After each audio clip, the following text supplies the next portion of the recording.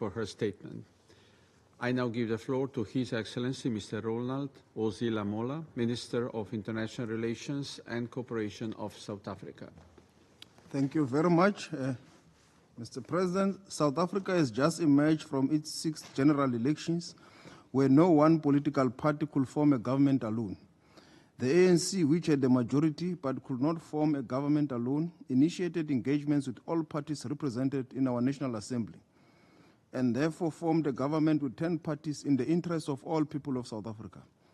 We did this to ensure that we continue with stability and avoid a stalemate in the interest of the people to resolve pressing challenges.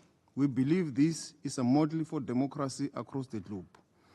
In his address, in the General Assembly yesterday, the Secretary General stated, "Wars rage with no clue how they will end." Close quote. There are several conflicts that plague the world today, with civilians being killed on a daily basis. Why are we not able to do anything about it? Why is it that this body, the Security Council, dedicated to the pursuit of peace, is unable to effectively contribute to end conflicts?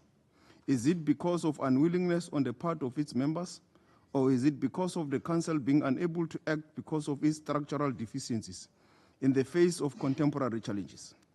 It is clear that the Pact of the Future is the way to go to reform the Security Council, to make it representative, to make it inclusive and accountable, to be able to resolve and evolve with the global evolving world.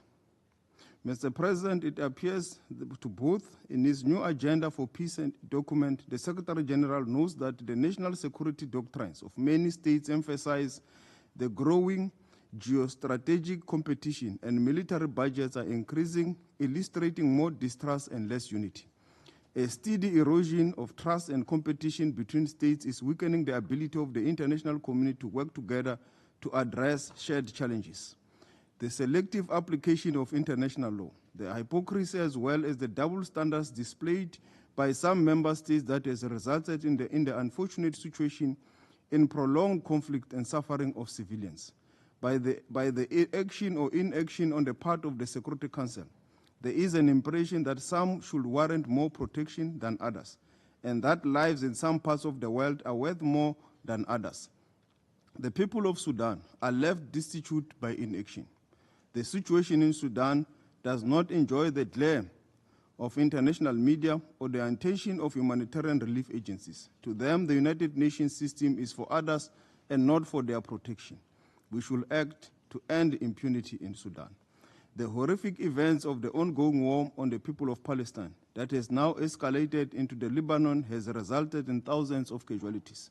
This utter disregard and violation of international humanitarian law and international human rights law is clear. It is becoming increasingly easier to fund wars instead of development.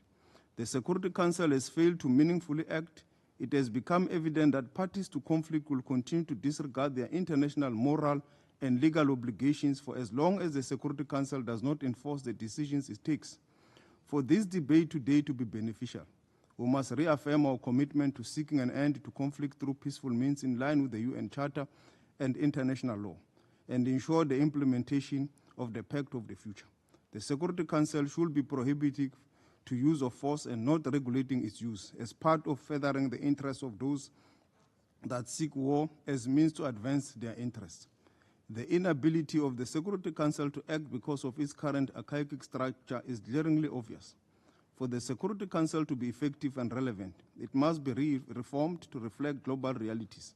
Appropriate representation in both categories of membership by all regions of the world is necessary to transform this body into one that is able to respond effectively to bring peace in terms of its charter's mandate. Through the Africa Peace Initiative and participating in other platforms aimed at peace, South Africa continues to play its part in efforts to find sustainable solutions to the conflict between Russia and Ukraine. South Africa remains engaged in efforts to find long-lasting solutions to a myriad of conflicts on the African continent. We are involved in diplomatic efforts in Ethiopia, in Sudan, in the Democratic Republic of Congo. We have also deployed our troops to frontline as part of peace support operations in some parts of the continent.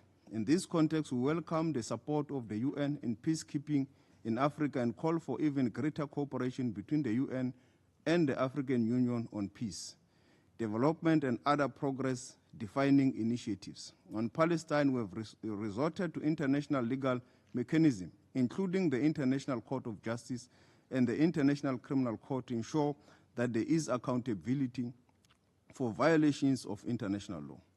This pertinent open debate presents us with a reflective moment on the serious ramifications of the inability or lack of willingness in respect of complying with the Charter. We reiterate that the culture of impunity and disregard of international law by powerful states and those that they support politically, militarily, and financially have often undermined the Council and the International Court of Justice, including the International Criminal Court. Let us commit to meaningful actions to address these challenges by implementing the Pact of the Future and ensuring that the Charter is respected by all. I thank you. I thank His Excellency, Mr. Lamola, for his statement. I now give the floor